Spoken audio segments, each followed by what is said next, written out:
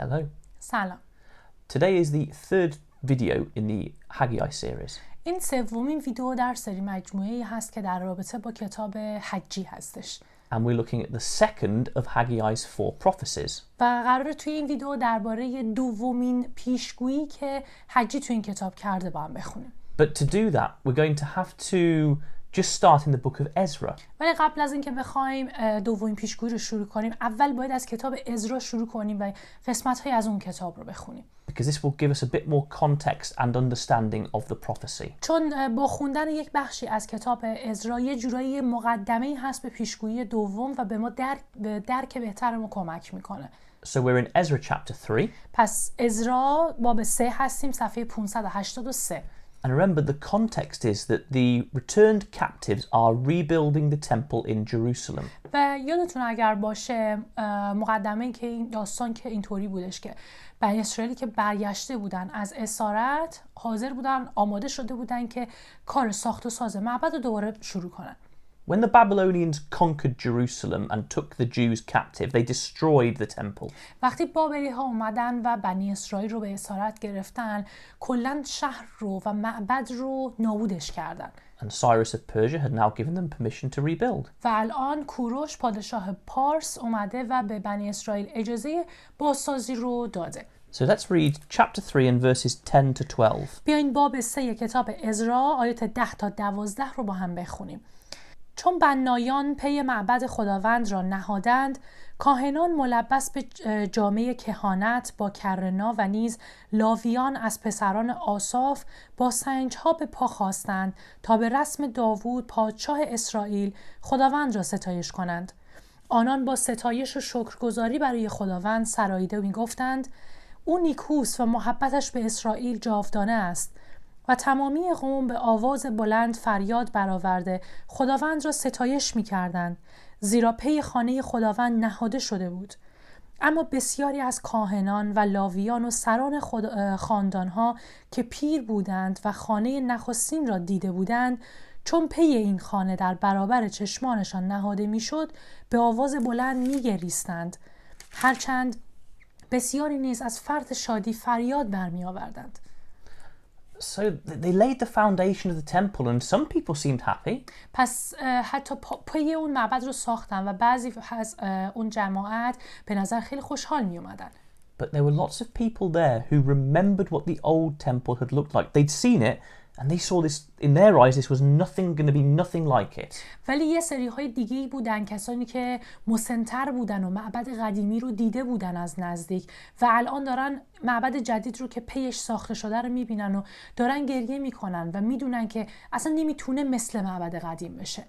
Maybe they thought, well, how can we worship God in a temple that's going to be nothing like it was before? با خودشون شاید دارن فکر میکنن چطوری میخوایم توی این معبدی که هیچ شباهتی به معبد قبلی نداره خدا رو بپرستیم. That's the background to Haggai's second prophecy. این یک مقدمه‌ای هست بر پیشگویی دوم حجی که حالا قراره با هم بخونیمش. So now we'll go to Haggai chapter 2. الان میخوایم بریم به کتاب حجی باب 2 صفحه 1227. And the second prophecy is in chapter 2 verses 1 to 9. از باب 2 آیات 1 تا 9 پیشگویی دوم حجی هستش. And if we just read verse 1. فعلا فقط آیه اول باب 2 کتاب حجی رو میخونیم. در روز 21 از ماه هفتم کلام خداوند به واسطه حجی نبی نازل شده، گفت.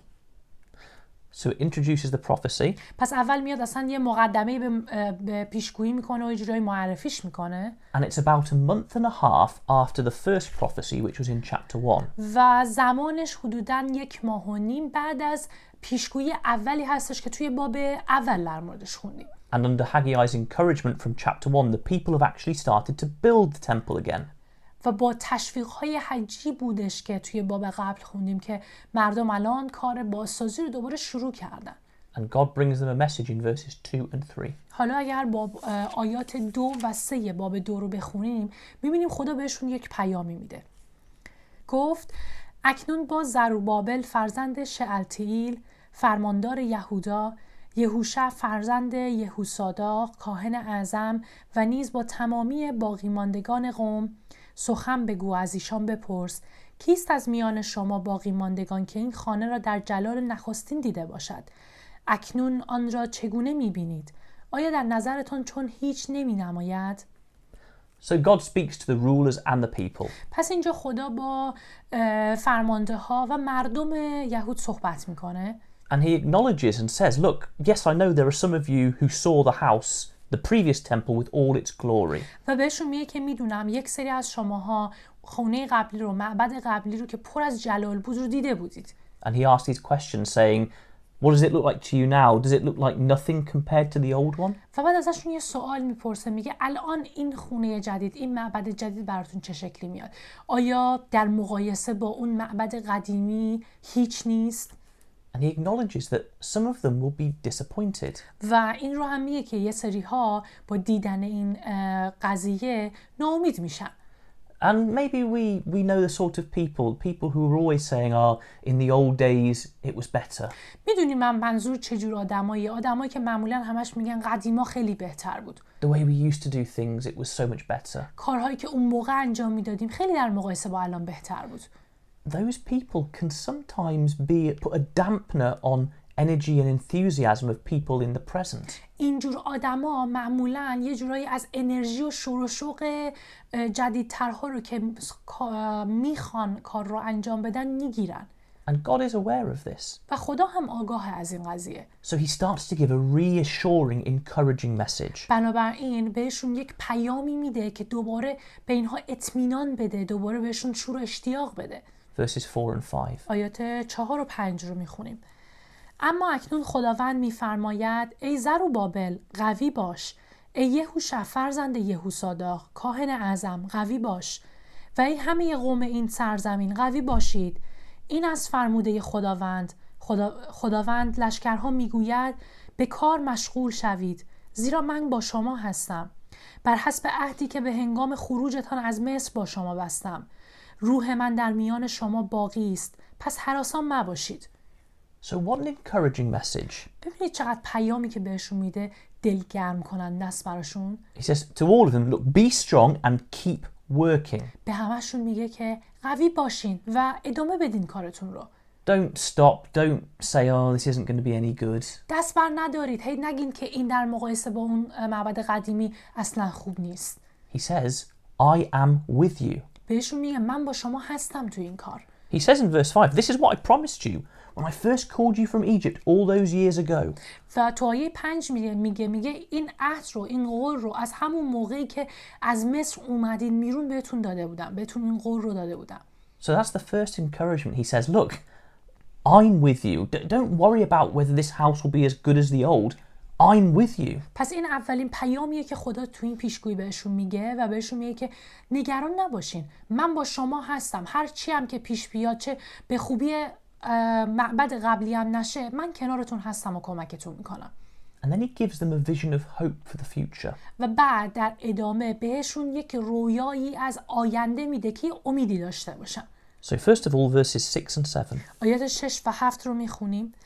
زیرا خداوند لشکرها چنین میگوید، یک بار دیگر پس از اندک زمانی آسمانها و زمین و دریا و خشکی را به لرزه در خواهم آورد و نیز همه قومها را خواهم لرزانید و گنجینه های تمامی قومها به دینجا در خواهند آمد.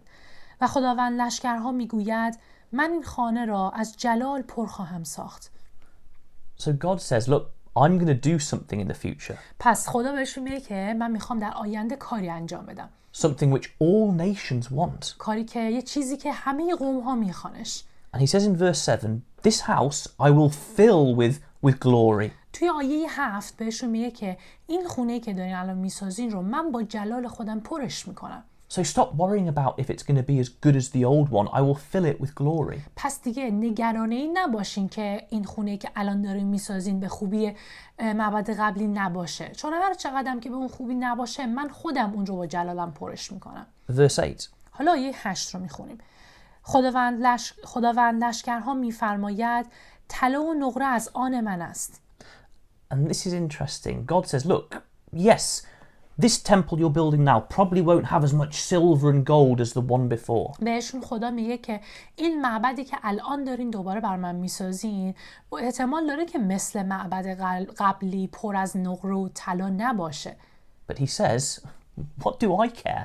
ولی بهشون میگه که من که اصلا اهمیتی نمیدم به اینجور چیزا. I'm God. All the silver and gold in the world is mine. من خدا هستم. تمامی ثروت‌های دنیا، تمامی طلا و نقره‌های دنیا از آن منه. Do you think I mind if this temple doesn't have as much gold and silver? But it's not important to me. فکر میکنید واقعا برای من که خدا هستم مهمه که این معبد جدید به اندازه معبد قبلی طلا و نقره توش نباشه؟ اینجور چیزا برای من اهمیتی نداره.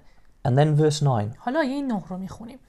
خداوند لشکرها میگوید جلال این خانه از جلال خانه پیشین عظیم‌تر خواهد بود و من در این مکان سلامتی ارزانی خواهم داشت.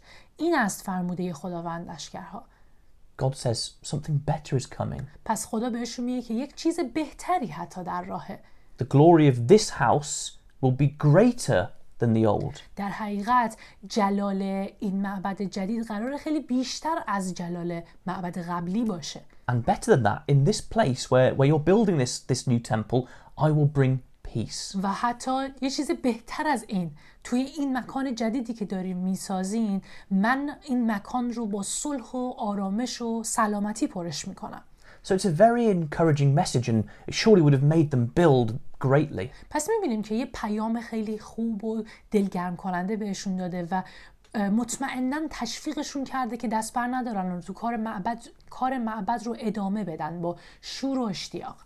But the strange thing is it wasn't actually correct. ولی جای تعجبش اینجاست که در حقیقت درست نبود. They built this temple, they finished it. اونا این معبد رو ساختن، ساخت معبد رو به اتمام رسوندن.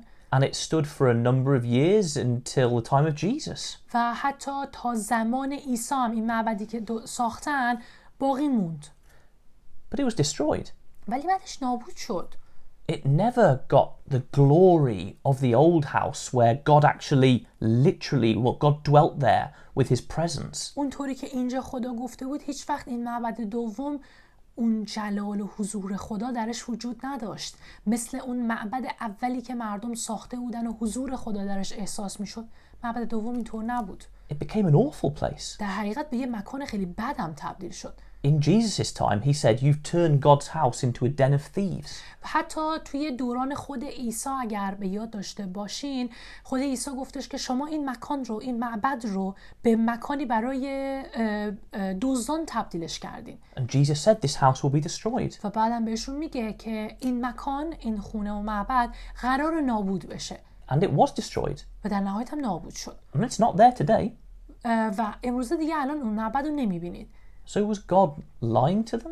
آیا به نظرتون خدا توی این پیشگویی دوم داشت بهشون دروغ میگفت؟ Just telling them a little lie to give them encouragement? داشت بهشون دروغ میگفت که یه جورایی فقط بخواد تشویقشون کنه که کار ساخت معبد رو تموم کنن؟ No, he wasn't. نه، خدا دروغ نمیگفت. When God was talking, he was thinking of his plan and purpose and the future, not just what they were doing now. وقتی خدا داشته این حرف‌ها رو بهشون میزده، داشته به آینده فکر میکرده، به اون هدفی که برای آینده داره، نه به اون چیزی که اونها اون موقع داشتن میساختن. We know this for a fact because you see in verse 6, God says, in a little while I will shake the heavens and the earth, the sea and the dry land. از کجا میفهمیم؟ از آیه 6. تو آیه 6 اگر نگاه کنید میگه که پس از اندک زمانی آسمان و زمین و دریا و خشکی رو به لرزه خواهم در آورد. Come to Hebrews, the book of Hebrews. حالا بیایم بگیریم به کتاب عبرانیان. Hebrews chapter 12. عبرانیان باب 12 صفحه 1584. And this is when the person who is writing to the Hebrews is writing to tell them that the temple and the old way of things, the Jewish way, is about to be destroyed. توی این باب در حقیقت نویسنده داره به مردم میگه که اون معبد و اون راه و روش قبل و شریعت قبل قرار نابود بشه. And he quotes from Haggai chapter 2. و در حقیقت میاد تو حرفاش نویسنده عبرانیان از حجی باب 2 هم نقل قول میکنه. Verse 26. آیه 26 باب 12 عبرانیان رو میخونیم صفحه 1585.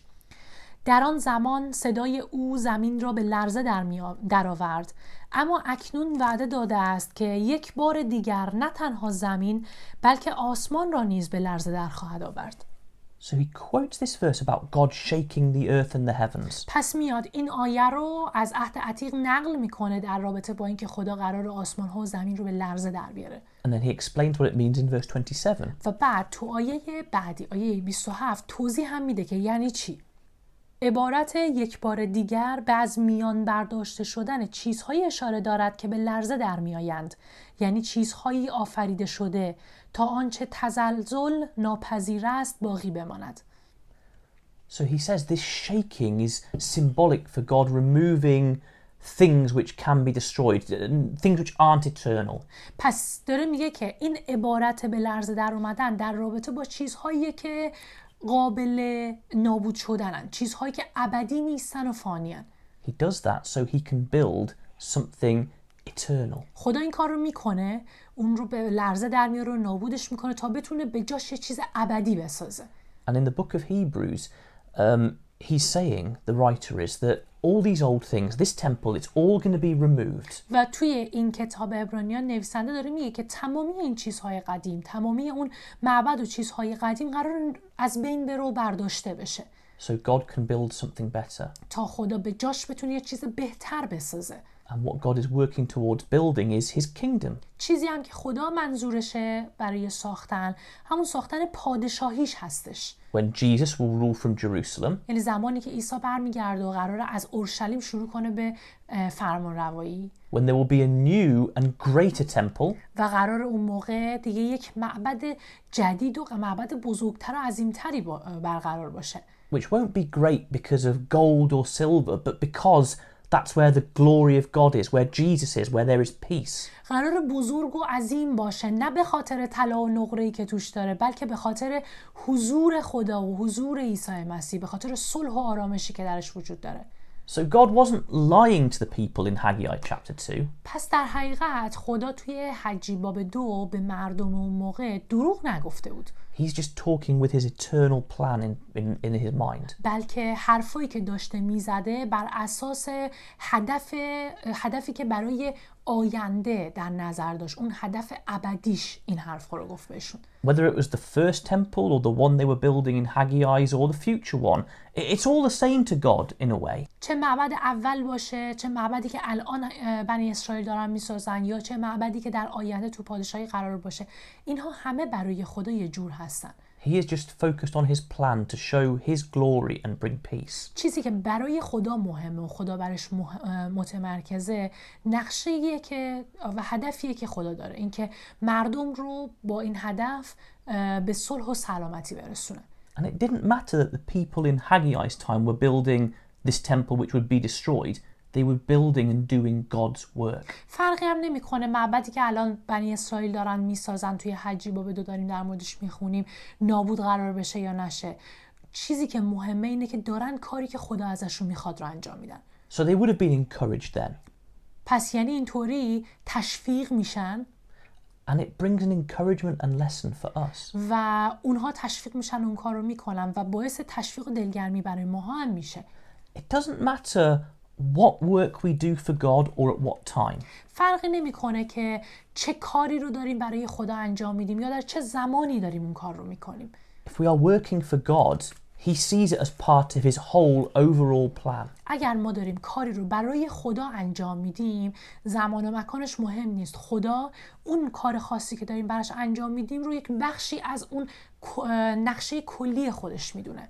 We might look at our work and think it doesn't seem as big as what other people are doing. ممکنه به کاری که ما داریم انجام میدیم نگاه کنیم و با خودمون فکر کنیم که کاری که من دارم میکنم در مقایسه با کار دیگران اونقدر بزرگ و عظیم نیستش. Or maybe it doesn't seem as big as what they used to do in the old days. یا مثلا ممکنه به کارهای خودمون نگاه کنیم و به خودمون فکر کنیم که کارهای ما به بزرگی کارهایی که دیگران قدیم ها انجام میدادن نیستش. It doesn't matter. فرقی نمیکنه، مهم نیست. If we're genuinely doing what God wants and working for him, however small, He loves it. اگر واقعاً کاری که داریم برای خدا انجام میدیم رو با نیت درست و با جون دل انجام بدیم، هر چقدر هم که کوچیک باشه اون کار، خدا دوست داره و قبول میکنه. And it all adds up to part of his greater plan. و همه این کارهای کوچیکی که ما انجام میدیم همش یک جزء کوچیکی از اون نقشه و هدف بزرگ خدا هستن. So let's always be positive about what we're doing for God. پس بیان یه جورایی مثبت نگاه کنیم و نیمه پر لیوان رو نگاه کنیم.